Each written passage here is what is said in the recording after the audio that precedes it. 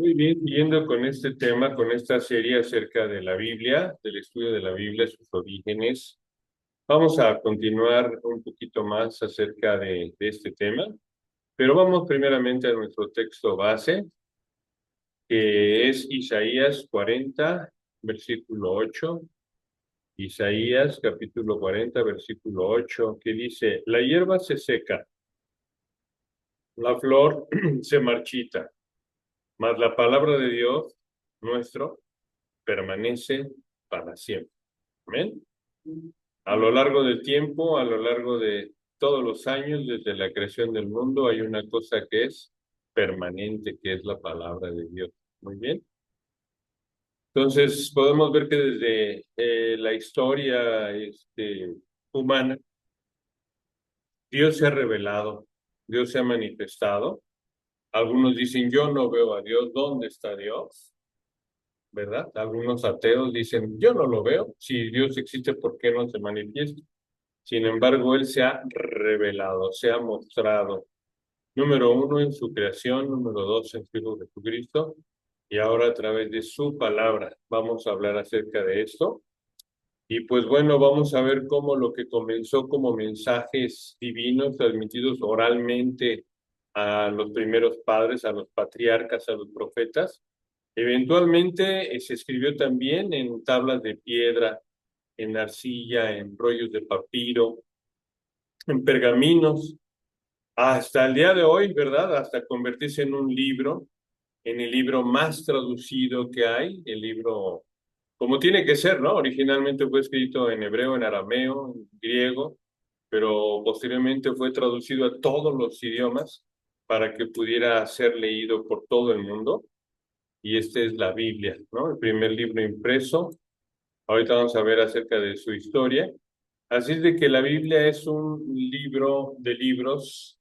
No, de hecho no es un simple libro, es porque es palabra de Dios. Su mensaje es eterno, algo que no tiene ningún otro libro, ¿no? Un mensaje eterno y tiene todo un recorrido histórico que vamos a ver cómo empezó y cómo ha llegado hasta el día de hoy. A nuestros días vamos a ver su desarrollo a lo largo de los años, desde los primeros manuscritos hebreos. eh, Vamos a ver los escritos de los masoretas, los papiros del Nuevo Testamento, los diferentes códices que hay, desde el Sinaiticus, el Vaticanos, cada etapa. Vamos a tratar de estudiar cada etapa del desarrollo y que toda esta etapa va a ir testificando acerca del cuidado de Dios soberano para preservar su palabra, para que todo esto llegue intacto hasta nuestros días, incluso en tiempos de persecución e incluso en tiempos en donde se ha querido destruir la Biblia, por ejemplo, como en la Roma imperial, ¿no? Destruían a los cristianos, destruían todo lo que tenía que ver con Cristo, incluyendo controversias teológicas como en la Reforma, allá en la Biblia siempre ha prevalecido, ¿no? Entonces hoy tenemos acceso a ese tesoro hecho por Dios, entregado a nosotros, gracias al trabajo de escribas, de traductores, dirigidos, guiados, protegidos por el Espíritu Santo, y que muchos han tratado de atacar, han tratado de cambiar. Sin embargo, reformadores a través de los siglos han arriesgado su vida, ¿no? También para que la palabra de Dios pueda llegar exactamente como lo ha escrito nuestro Dios, sin ninguna variación, sin ningún cambio. Así de que pues el día de hoy vamos a explorar cómo la Biblia es inspirada por Dios, cómo fue transmitida de generación en generación, cómo ha sido preservada y consolidada por la autoridad suprema que es de Dios y que hasta el día de hoy guía nuestra fe y nuestra vida como cristianos, ¿no? Recordemos que la bibliología es una disciplina teológica y pues es una rama de la teología sistemática. Y bueno, pues vamos a tratar de abordar temas como su origen, en particular hoy el origen, la autoría, la inspiración, la interpretación, el canon, la traducción y su aplicación en la vida diaria, pero énfasis de esta ocasión, el origen, ¿no? El origen de la palabra de Dios. Pues muy bien. Entonces, primeramente, vámonos a lo más antiguo. 1400 años antes de Cristo, hasta 400 años antes de Cristo. Sabemos, ¿verdad?, que la Biblia hebrea, el Tanakh, está organizado en 3 secciones. Ya lo hemos platicado en otro momento, pero ahorita lo recordamos rápidamente. La Torá, la ley, ¿verdad? Los 5 libros escritos por Moisés, el Nevín o los profetas, vienen ahí todos los libros proféticos, el Ketubín, y son el resto de libros tanto históricos. Y bueno, la Torá es central. Hoy vemos que los judíos son los que conservan, ¿verdad? Básicamente el estudio del Antiguo Testamento, la Tanakh. Y ellos no se enfocan en toda la Biblia, en todo el Antiguo Testamento, no. Depende la rama, depende los rabinos. Algunos se enfocan en una cosa, en la otra. En general, los judíos buscan mucho la aplicación de la ley y se enfocan demasiado, demasiado, demasiado, ahí sí todos, en la Torah, en la ley, ¿no? En los 5 primeros libros de Moisés. Sin embargo, ellos, como lo manifestaba Jesucristo, tienen lejos su corazón de la práctica y del amor hacia la ley, ¿no? Entonces lo hacen como un ritual, como una obligación, cumplen, como dice la palabra de Dios, cumplen con el eneldo, ¿verdad? Con el comino, pero otras cosas como el amor, la gratitud, el perdón, no son tan fieles, no están tan dedicados en el corazón, ¿verdad? Más bien en prácticas que sí se vuelven religiosas. Nosotros tenemos que reconocer que ellos avanzan en la práctica, se enfocan mucho en la práctica, más que en el conocimiento teológico, ellos buscan la práctica, cómo llevar a la práctica los preceptos de Dios, pero falta el corazón, falta el amar su palabra, falta el obedecer desde el corazón, ¿no? Y esa es una invitación para nosotros, para que nosotros podamos sí obedecer, que es finalmente, ¿verdad? Como decía Jesucristo, en vano me decís Señor, Señor, ¿no? ¿Y por qué no hacéis lo que yo digo? Entonces, sí, el enfoque es práctico, pero no como algo religioso que tenemos que hacer por obligación, ¿no? Que no se vuelva una religión de tradiciones, de costumbres, de rituales, sino desde el corazón. Entonces, pues bueno, esta Biblia de los judíos tiene ese origen desde 1400 hasta el 400 antes de Cristo. También tenemos la Septuaginta, aquí hay judíos que están en medio de ellos, elaborando esa versión de la Biblia, llamada Septuaginta, que quiere decir 70, o la Biblia de los 70, ¿no? Se fue escrita ya no en hebreo, en arameo, sino justamente en griego. Pero era un griego muy puro, muy elevado, muy selecto, como para académicos de ese tiempo, ¿no? Para intelectuales de ese tiempo. ¿Y qué contiene? Pues libros del Antiguo Testamento nada más, ¿no? Vaya, fue la primera traducción de la Biblia. La primera traducción y fue al origen griego. Fueron escritos por hebreos helenizados, ¿no? Ellos estaban ya buscando que llegara hacia los griegos también la palabra de Dios, y empezó a difundirse. De hecho, los primeros cristianos crecieron con la Septuaginta. Eran citados incluso por los apóstoles, ¿no? Los apóstoles citaban la Septuaginta. Y bueno, este nombre, como menciono, significa 70, ¿no? Y eso pues es básicamente, ¿a qué se debe este nombre? Bueno, hay una tradición antigua, se considera que este trabajo era hecho por eruditos judíos 72 judíos eruditos que tradujeron el texto hebreo del Antiguo Testamento al griego. Y bueno, la razón fue que hay una leyenda que habla acerca del origen de esta Biblia, o de esta versión de la Biblia, porque Biblia solamente hay una, pero vertidos en diferentes idiomas, ¿no? La Biblia es solamente una.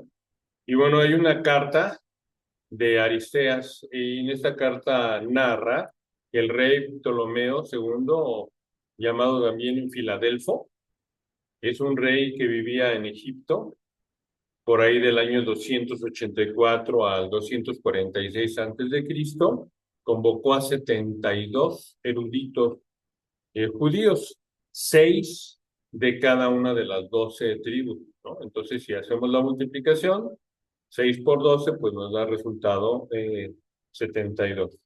Por eso el nombre de la Septuaginta, porque son 70 eruditos judíos que la escriben, y ellos lo que hacen es traducir toda la ley de Moisés, la Torá, al griego, y este rey quería tener para su propia biblioteca en Alejandría. Alejandría estaba en Egipto, quería tener para su propia biblioteca la traducción al griego de la Biblia original, ¿no? Entonces, podemos ver que la historia narra de que cada uno de estos eruditos trabajaron de manera independiente, no de manera colaborativa. Sin embargo, el resultado fue el mismo. La traducción que hicieron fue exacta, fue precisa entre ellos. Y bueno, pues ahí está la Septuaginta, que es el producto de su trabajo, pero bajo la inspiración divina y bajo esa señal, ¿verdad? Divina. Entonces, esta fue, digamos, la primera traducción, la Septuaginta. Posteriormente ya llegan prácticamente a partir del año 50 al 100 los escritos de los apóstoles, ¿no? Ahí vemos los evangelios, vemos las cartas directamente del puño y letra de los apóstoles, de los discípulos directos con los cuales pues trabajaron Jesucristo, ¿no? Entonces, pues podemos ver que en estos años no se escribió inmediatamente, pero sí del año 50 después de Cristo hasta el 100, tanto apóstoles como los discípulos de Cristo empezaron a escribir las cartas del Nuevo Testamento y los evangelios del Nuevo Testamento, ahora en un griego muy popular, el griego koiné. El griego normal es un griego como muy selecto, ¿verdad? Es un griego que realmente es formal, es usado en la literatura, en la filosofía, y era para ciertos grupos, ¿verdad? Como Aristóteles, como Platón, que tenían un idioma mucho más refinado, mucho más fino, más selecto, ¿no?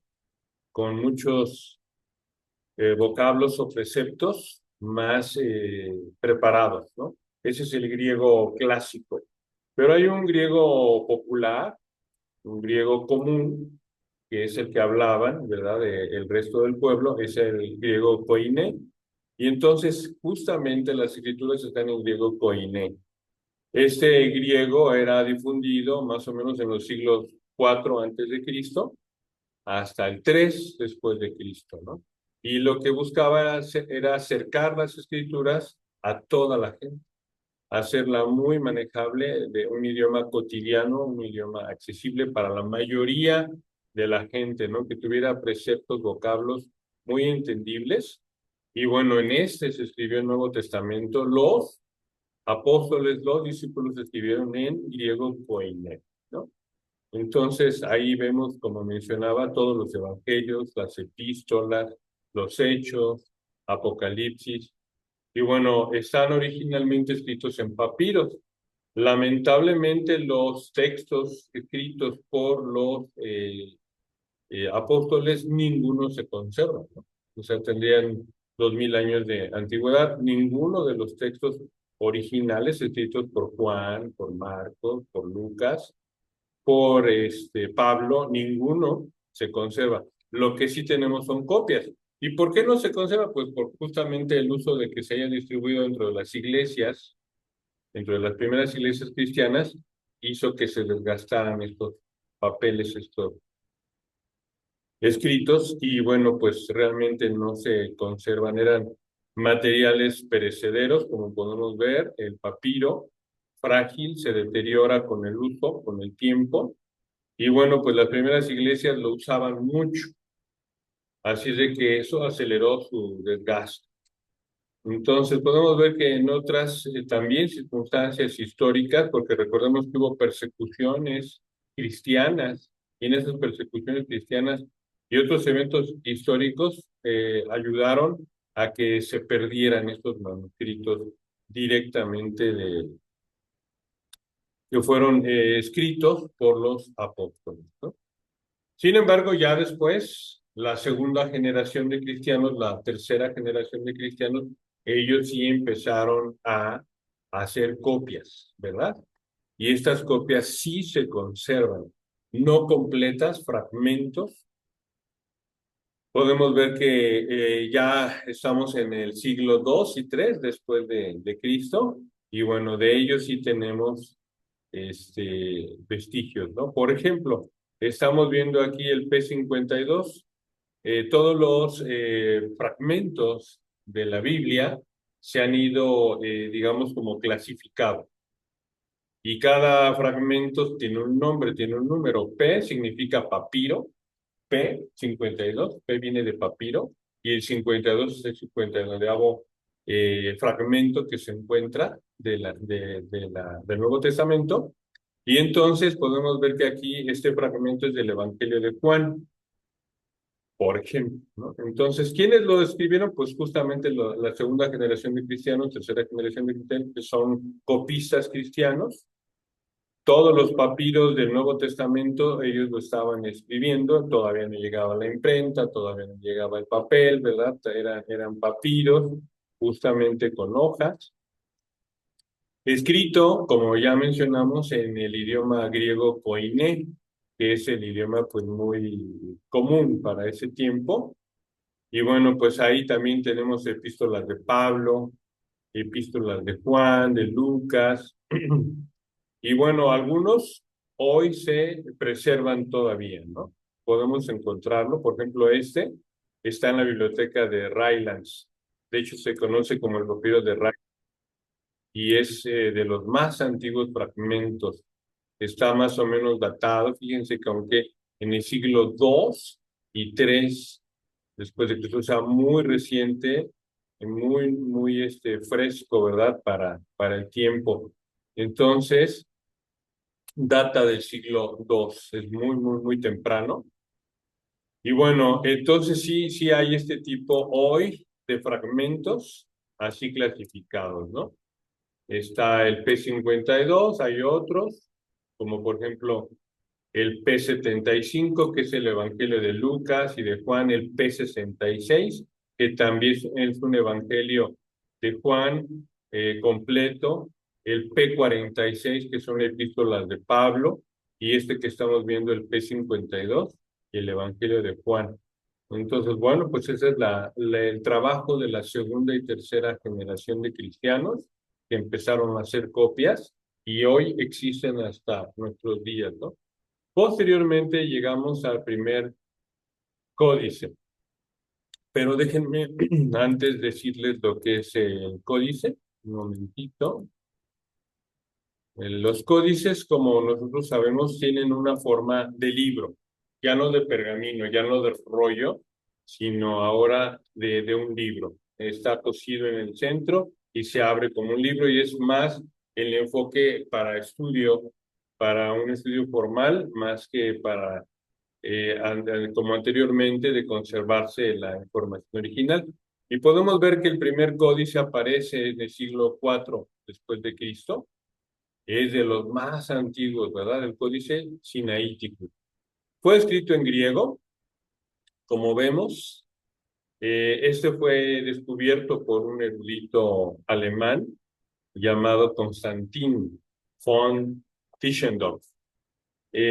Lo descubrió en el monasterio de Santa Catarina, en el monte Sinaí, en Egipto, en 1844. Ahí se descubrió, pero data del siglo IV después de Cristo, perdón. Sin embargo, pues posteriormente también hubo otros encuentros, otros descubrimientos en 1859 y en 1933, en donde ya había una canasta de papeles que también estaba destinada a quemarse.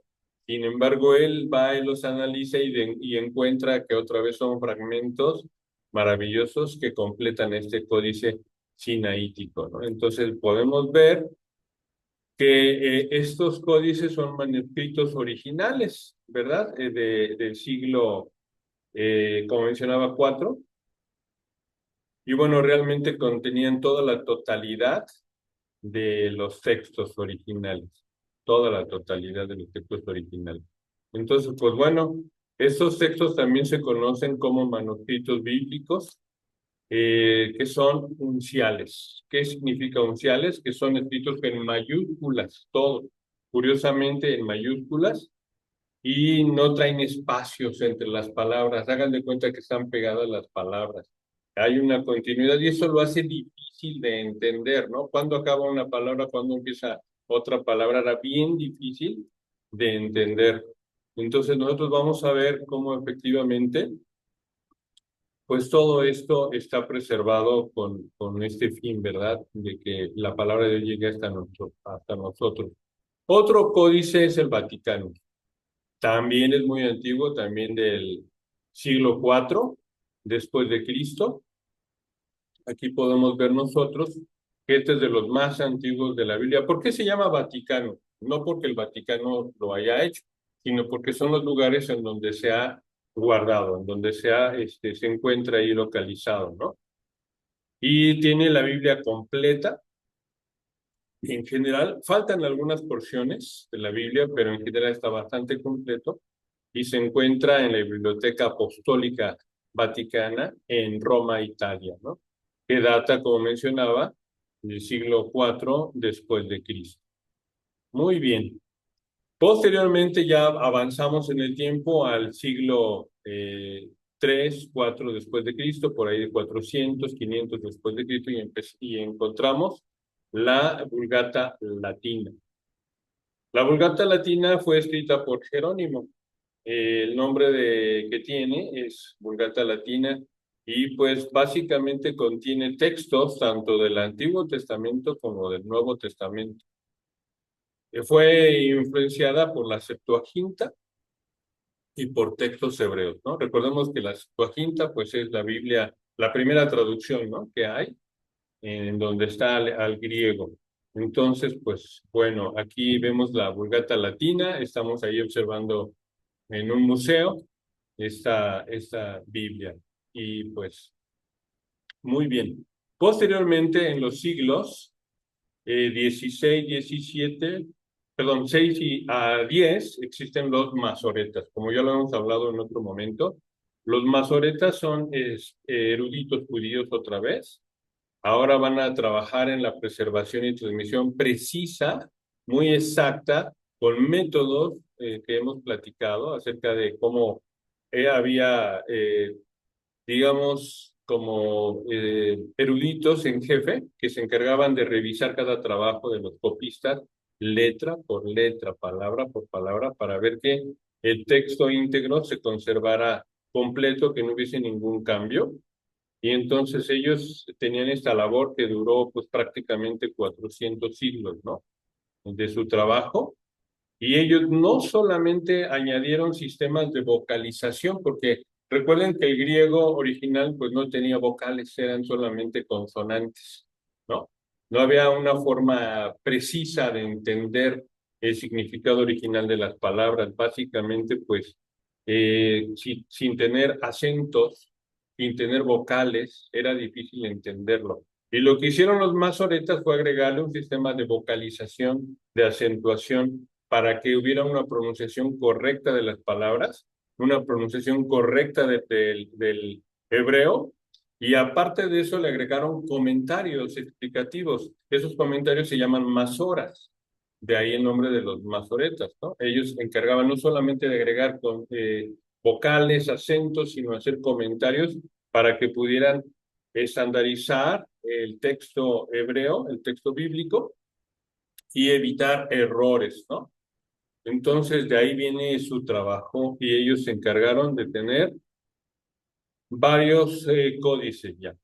Los primeros trabajos que vemos de los masoretas son los códices que conocemos el día de hoy. Justamente les decía que la palabra códex viene del latín y se refiere a un libro tal cual, manuscrito en forma de códices, formato de libro moderno, con páginas encuadernadas, ¿no? Ya viene, como vemos ahí en la imagen, un libro como tal, que viene en columnas, algo muy moderno, ¿verdad? Y con los comentarios. Entonces, este es el trabajo que hicieron los masoretas. Y uno de ellos es el Códice Leningrado, ¿no? O sea, aquí como dice Leningrándesis, y es uno de los manuscritos bíblicos hebreos más antiguos, trabajo de los masoretas, que hasta el día de hoy se conservan. Sirve mucho para la investigación textual del Antiguo Testamento, porque se hace un análisis de cada palabra, de cada texto, su significado y qué es lo que realmente quisieron dar en ese mensaje exegético los masoretas, ¿no? Para entender muy bien el mensaje que ellos quisieron transmitir. Muy bien. Este códice también se conoce como el Códice de Leningrado, porque como les mencionaba, el nombre que toman los códices de dónde se encuentran localizados. Este se encuentra en la Biblioteca Pública Estatal de Rusia, en San Petersburgo, Rusia. Por eso el nombre de Leningrado, ¿no? Y bueno, es una de las copias más antiguas del Antiguo Testamento, valga la redundancia, y esto sirve justamente para análisis textual. Vamos a ver más adelante qué es eso del análisis textual, del textus receptus, del textus criticus, y vamos a ver qué diferencia hay para que podamos entender cuál es el mensaje original de los primeros padres de Jesucristo, de todos los escritores originales de la Biblia, ¿no? Este códice data del año 1008 después de Cristo y es un manuscrito en pergamino. También contiene textos del Antiguo Testamento hebreo, incluyendo la Torá en Nevi'im y en Ketuvim. Y uno de los textos también muy conocidos es el Códice Alepo. Alepo, aparte de Leningrado, es también bien fundamental porque también fue escrito por los masoretas y ahí vemos que sin embargo ha habido una destrucción del Códice Alepo bastante importante, prácticamente todo el Pentateuco fue destruido, fue quemado, ¿no? No se encuentra, pero del Pentateuco en adelante sí hay prácticamente completo todo el texto del Antiguo Testamento en el Códice Alepo.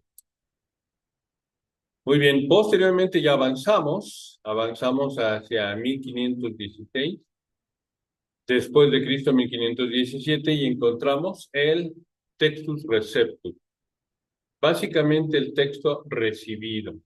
Y bueno, nosotros podemos ver que este fue escrito por Erasmo de Rotterdam. Aquí ya aparece por primera vez un escritor, uno solo, ya no un grupo, ¿verdad? Antes eran grupos, ahora aparece uno solo. Erasmo de Rotterdam, y justamente el texto está escrito en griego, que contiene solamente el Nuevo Testamento, basado en códices tardíos del Nuevo Testamento, y básicamente pues es ya utilizado por los reformados. Este texto es base para nuestra Biblia. ¿Y qué significado tiene Textus Receptus? ¿Por qué se le llama así? Básicamente, bueno, el texto recibido es en latín y sabemos que en una de las primeras ediciones que hay de este texto, que fue en 1633 del Nuevo Testamento griego, los editores hicieron una nota editorial diciendo, por tanto, tienes el texto ahora recibido por todos.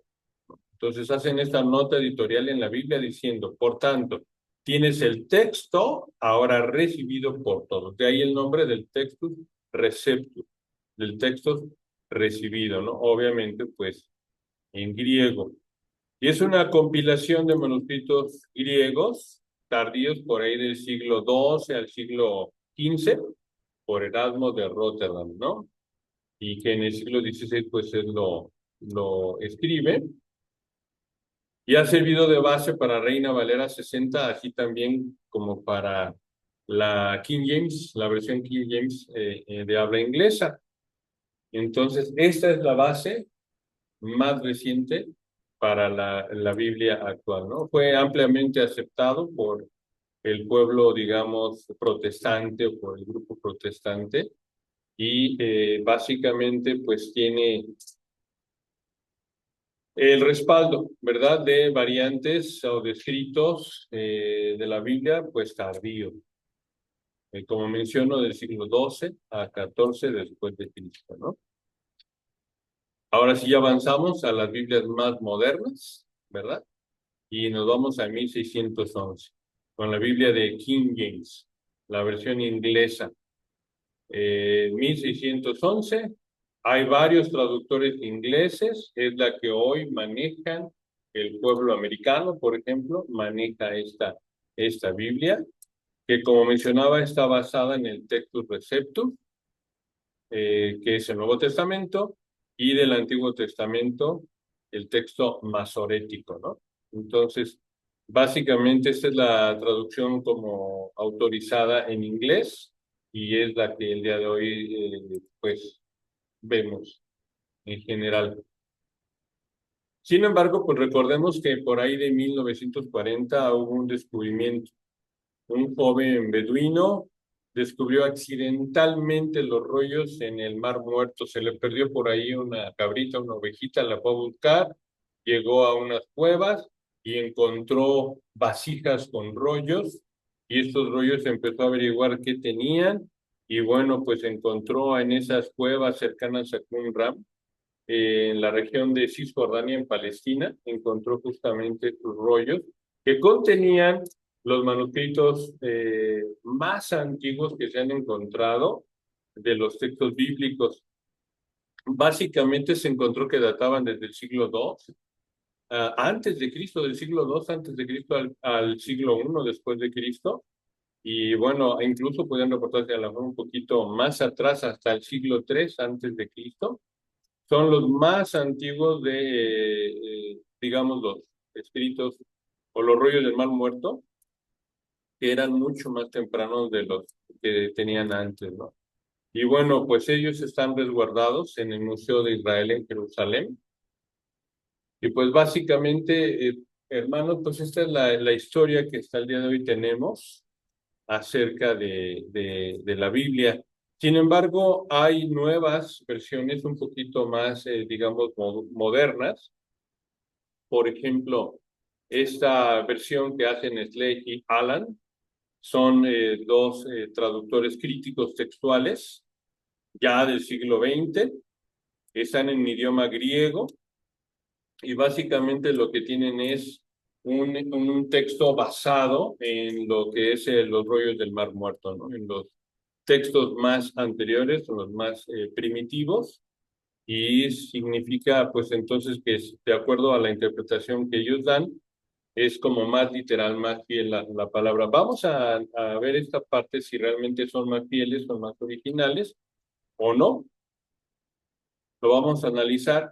Y esta es la principal diferencia que hay entre el textus receptus que vimos, el texto recibido, el textus crítico. Realmente radica la base textual en la cual hay una metodología para construir o reconstruir el mensaje original de la palabra de Dios. Primeramente, pues vemos, ¿verdad?, que el origen del texto receptus, como lo manejamos, fue de Erasmo de Rotterdam, ¿no? Y Erasmo de Rotterdam basa su Biblia o la versión de su Biblia en textos griegos tardíos, como mencionamos, ¿no? Ese es el texto receptus. Sin embargo, vemos que ya posteriormente se hace el escrito, 1633, y tiene menos variaciones textuales, está influenciado por tradiciones medievales y sirve como base, como hemos visto, para la Reina Valera 60, para la Biblia de King James, en la versión inglesa. Sin embargo, el Textus Criticus es un poquito diferente, ya que básicamente ahí ellos lo que hacen es basarse en textos más antiguos, ¿no? Por ejemplo, el Códice Vaticano o el Sinaítico. Ellos se basan en estos textos que fueron encontrados en Qumran y son más cercanos al original por los tiempos que están elaborados.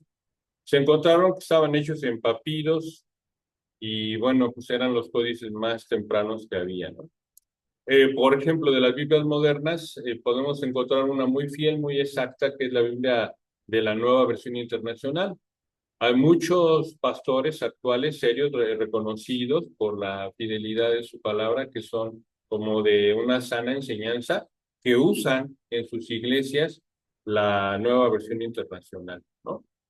Aunque la mayoría del grupo, pues, de evangélicos, de protestantes evangélicos, usamos Reina Valera 60, ¿verdad? Sin embargo, la nueva versión internacional pues está entrando mucho en el uso dentro de la iglesia porque tiene una forma, digamos, más que del Textus Receptus, usan más el Textus Críticos, ¿no? Más preciso, con menos variaciones y con textos más antiguos. Sin embargo, pues vale la pena analizar cuál es el origen de Reina Valera 60 hasta nuestros días y si nosotros como iglesia podemos estudiar algunas Biblias como la de Dios habla hoy, la nueva versión internacional, la nueva traducción viviente, si nosotros podríamos estudiar estas, ¿no? Si vale la pena hacerlo como iglesia, lo analizaremos. Y bueno, pues como conclusión, simple y sencillamente vamos a decir que la Biblia, ¿verdad? Hemos visto todo su desarrollo histórico a lo largo del tiempo. Hemos visto cómo se ha preservado, cómo se ha cuidado su mensaje original, cómo ha prevalecido frente a ataques, incendios, guerras, ¿verdad? Finalmente ha encontrado Dios la forma en que la palabra de Dios se conserve, su palabra es viva, su palabra es eficaz, sigue transformando vidas, ¿verdad? Lo más increíble, lo más maravilloso es el poder que tiene para transformar vidas a lo largo de los siglos, cómo es la revelación de la voluntad de Dios, cómo nos muestra el camino hacia la salvación y cómo es una guía también para vivir en rectitud, bajo las normas, los preceptos divinos, ¿verdad? De Dios. Entonces, estudiar este tema de la bibliología no solamente sirve para, pues, que entendamos cómo fue elaborada la Biblia a lo largo del tiempo, sino que también nosotros podamos renovar nuestra confianza en saber que ha sido preservada, que sí es la palabra de Dios y que es el mensaje eterno que Dios tiene para con nosotros y que hoy nos ayuda a reafirmar nuestro compromiso de leerla, de atesorarla, de meditarla, ¿verdad? De guardarla en nuestra mente, en nuestro corazón, de vivir de acuerdo a sus enseñanzas, a sus preceptos, permitiendo que nos ilumine en cada una de las áreas de nuestra vida, en cada uno de los aspectos.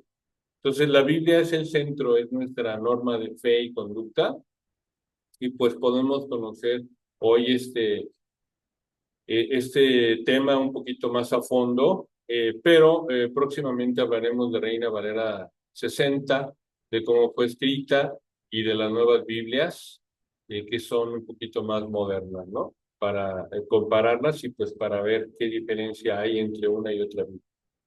Pues muchas gracias, hermanos. Les invito a inclinar su rostro para orar. Si me